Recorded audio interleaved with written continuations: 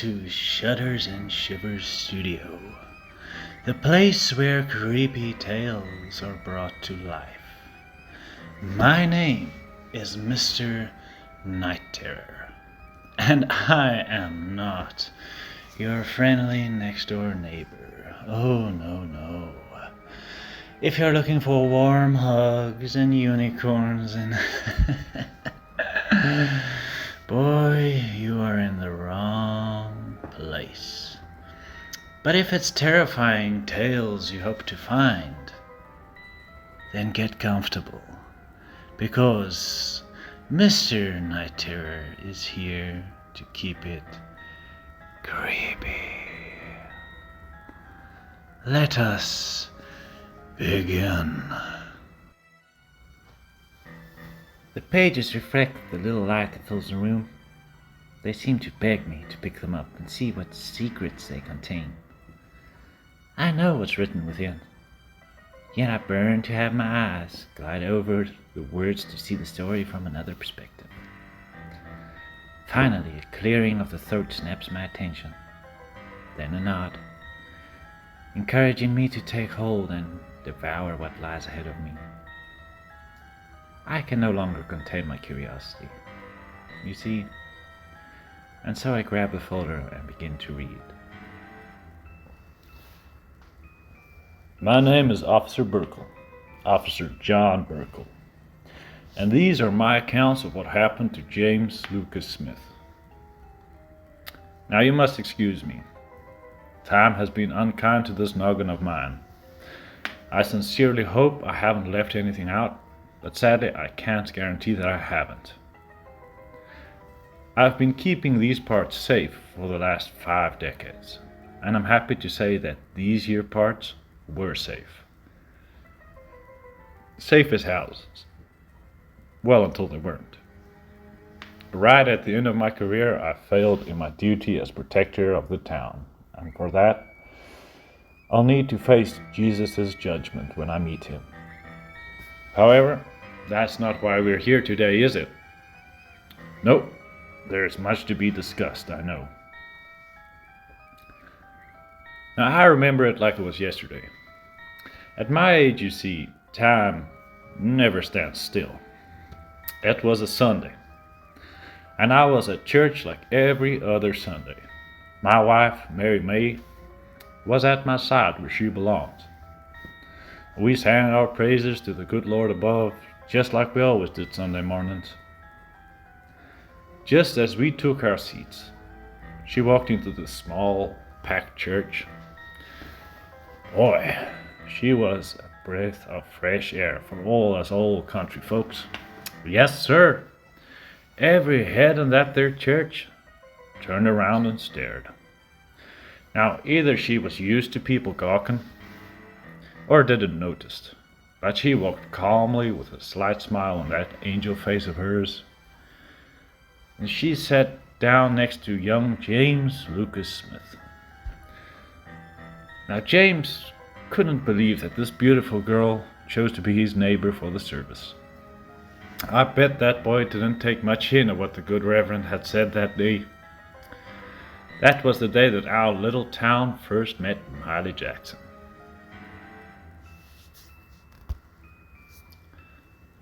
Never in my life have I seen a love blossom so quickly, not even on them there Hallmark channels. James and Miley became inseparable. We hardly ever saw one without the other, and it made us happy. You know, he was a good lad, James, he was. He deserved to have a pretty little woman on his arm. No, their love seemed infectious, making everyone smile who crossed their path. So it was no surprise when we heard that James had asked Miley to be his one and only. Heck, we were the first to RSVP to the wedding. Now, every Sunday the two of them would walk into church holding hands, smiling as if they had a secret that made them the happiest people in the world. But, of course they had a secret. That was true love. Or so we thought. A few months after their wedding, James started to look different. Skinnier and weaker. Miley, on the other hand, was beaming with good health. She seemed to be glowing. She shook her head affirmatively when Mary May asked if they were expecting.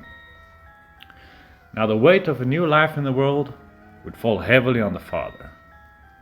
That's what I thought while looking at James. The young lad was stressed, and there was no good for his health. Now, as the weeks passed, we saw the young couple every Sunday holding hands, smiling at one another, happy, in love. But James kept losing weight, and now seemed like he has lost most of his hair. "Son, have you seen a doctor?" my Mary May asked the boy. "No, ma'am, it's just a cold. Miley takes good care of me," he answered, smiling at his wife. Now Miley's belly was swollen, showing signs of new life. And so it went. Every Sunday at service we would be shocked by James's appearance while Miley looked more radiant. I insisted that he see a doctor, but the lad refused, stating that he had the care he needed in his caring wife. Then one Sunday morning they just didn't show up. My Mary May suggested that the child had been born, and yes, probably, I thought. But let me tell you this, I couldn't shake the thought that something had happened to James. Something unspeakable. You see, the last time I saw him, he was merely a skeleton of the man he used to be. It just wasn't right. Now, it was a gorgeous night out. So beautiful, in fact, that I decided to walk over to the Smith's home instead of driving my old pickup truck. That Ford I've got? I parked and saw the lights were on in their cozy tiny home. It appeared to be more peaceful, nothing out of the ordinary. Now I walked up the steps to their porch, listening for signs of distress. Now, being a sheriff, that's what you do. But there were none. When I knocked on the door, Miley came to the door with a big smile on her face. Her big round belly was gone. "Officer John," she addressed me. "What a delightful surprise. You're just in time for supper. Come now, I won't take no for an answer," she said as she shoved me towards the dining room table.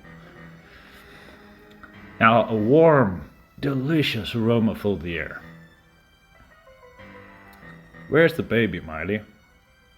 I asked when she joined me at the table with 2 full plates of beef, stew, and rice.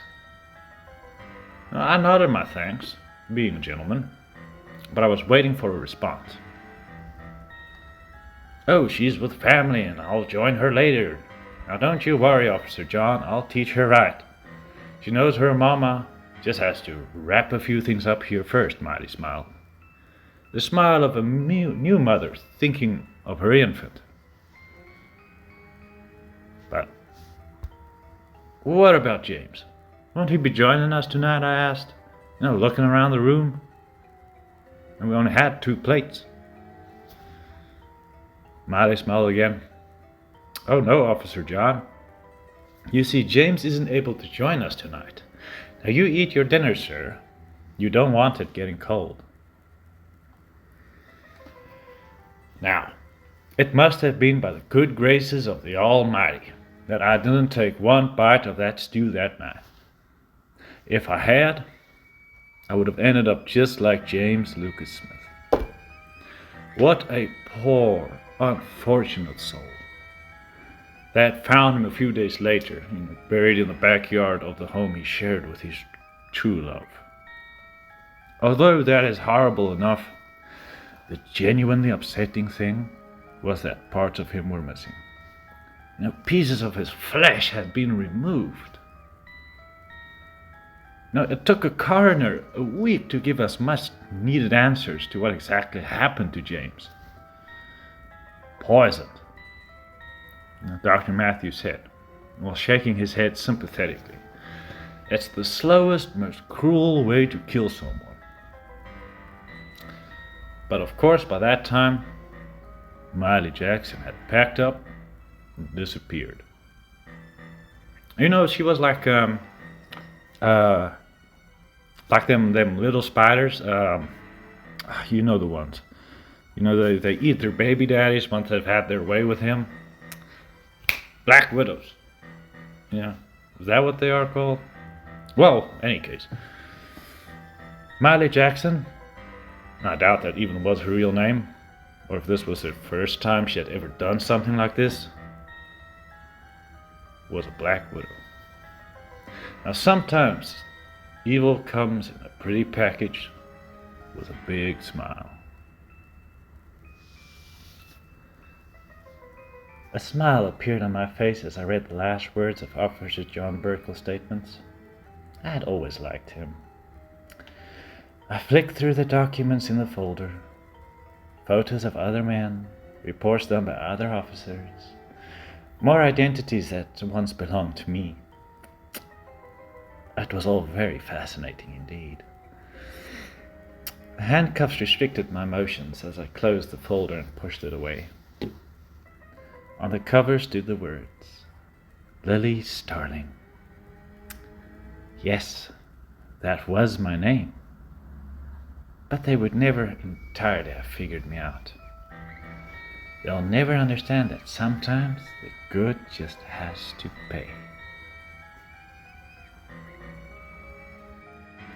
We have come to the end of our spooky slope, friends. Join me, Mr. Night Terror, again next time for more chilling tales.